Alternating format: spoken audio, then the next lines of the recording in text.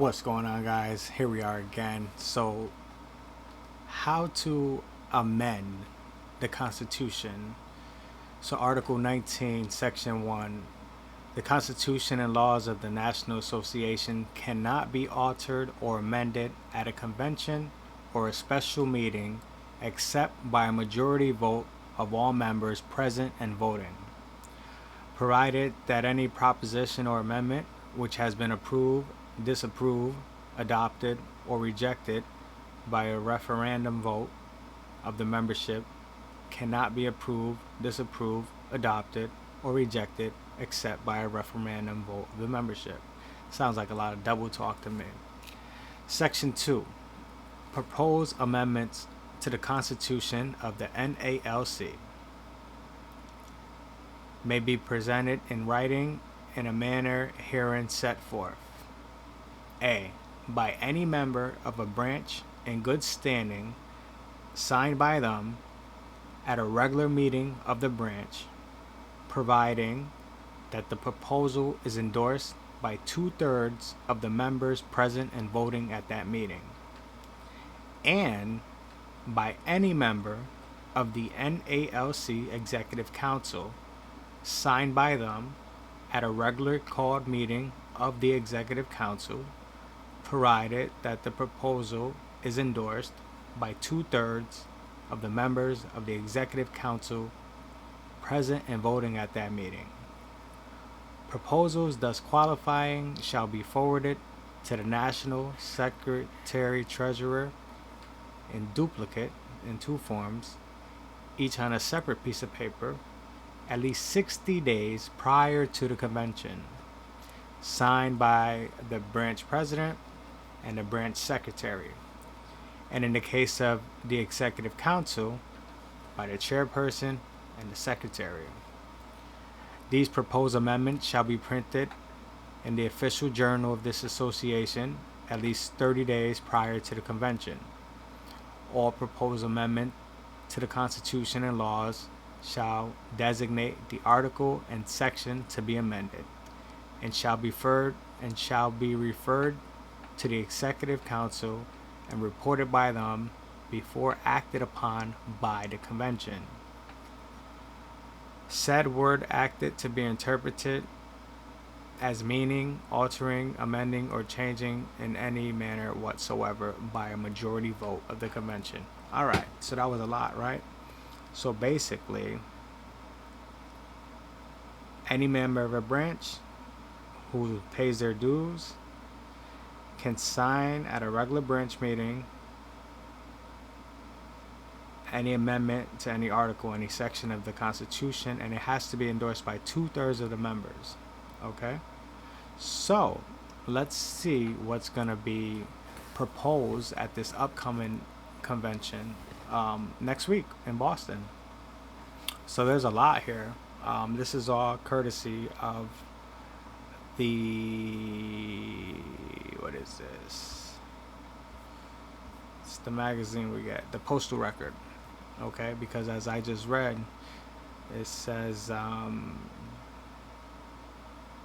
it basically has to be posted in the Postal Record 60 days before the convention, and this is the Postal Record of July.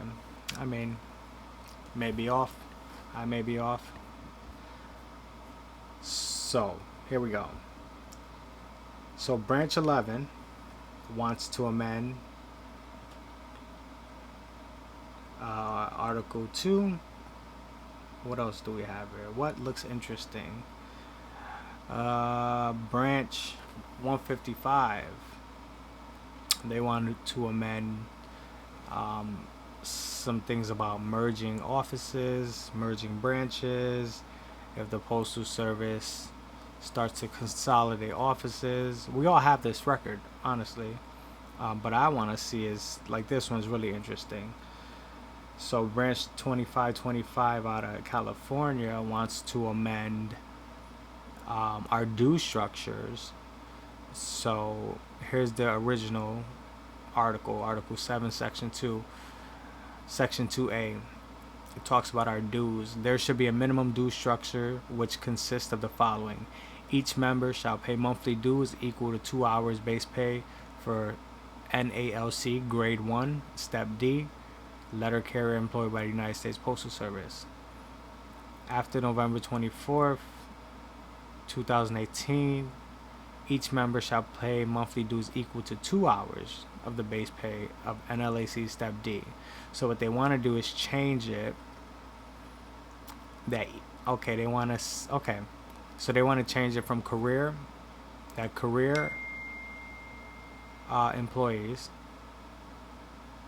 pay 2 hours at Step D, and they want CCAs to pay 1 hour, which is reasonable. I mean, for what CCAs don't get in terms of representation, why should they have to pay the same amount that we do?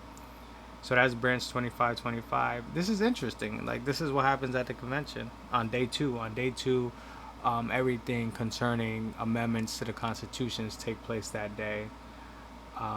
Let's see what else is going to be happening over there. Branch 11 has an amendment, a proposed amendment. They want to add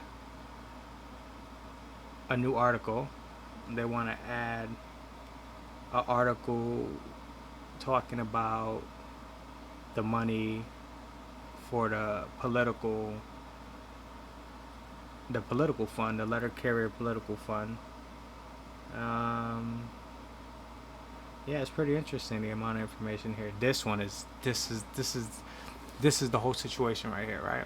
So this is coming out of what branch was smart enough to do this? Of course, it doesn't say. Of course. Okay, it's branch 1128 out of Fayetteville, North Carolina. So what they want to do is quite powerful. They actually want to change the duties of the officers. Okay, so the most important thing we have here is they want to add that each member of the Executive Council shall be part of the bargaining committee and be present and or briefed during negotiations with the employer, which is pretty amazing because as of right now, I guess Brian Renfro is the only one in contract talks. Then they want to add in the removal of officers, because with the whole situation that's going on, it includes the president and the vice president. I don't know anything that's going on, but for what I hear, Paul Barner basically stuck up for Renfro, and that was his executive vice president. So they're trying to change the wording of who is in charge if both of those members are charged with a charge against the association. So basically, if the president was charged, then the executive vice president would oversee his charge. But if they're both charged, who then sees that? So they want the vice president to be able to step in there and oversee that things are being done right. This convention shall be pretty interesting. What do we have here? Branch 2184 out of Mississippi. They want to change Article 10, Section 1. Any member of the branch who shall violate the Constitution or the bylaws of the association or branch may have charges against them. And they want to add this part: after approval of 2/3 of the members present at the next regular branch meeting. That's reasonable. I mean, 2/3 is a big number, but if there's only 10 people there, what do you need? 6 people? Not even 6, because that would be more than half. 2/3 is more than half. The president shall, by virtue of their office, be the chief steward for the branch, and they may delegate such authority to other members. The president shall at times have the authority to relieve any steward, whether appointed or elected. There's a lot.